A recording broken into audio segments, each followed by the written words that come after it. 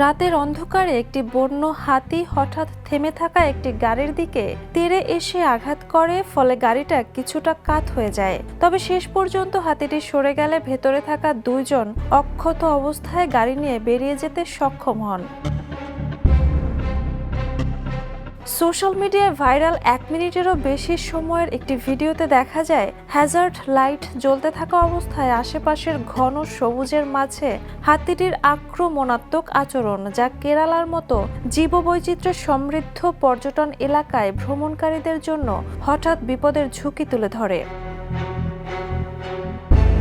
এনডিটিভির তথ্যে জানা গেছে, ঘটনাটি ঘটেছে ভারতের কেরালায়। 2025-26 সালে কেরালায় হাতি সংক্রান্ত মানব মৃত্যুর সংখ্যা 18টি প্রায়, যা 1 দশকের মধ্যে সর্বনিম্ন।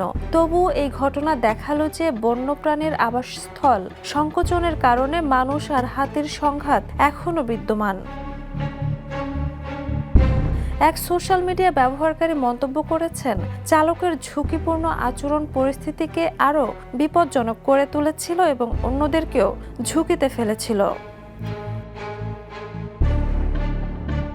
Jhuma Mridha, the news.